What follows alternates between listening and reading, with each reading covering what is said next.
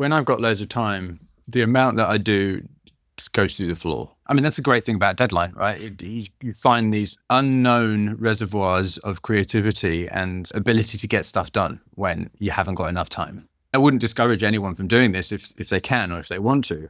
But one of the challenges with giving up a day job in order to focus on music, which I have helped a lot of people do, and they're in the day job and they'll go, it'll be great. I'm going to give up my day job. So it'll be much, much easier. I'll have loads of time. And I'm like, you might find it particularly hard to make music when all of a sudden you've got loads of time.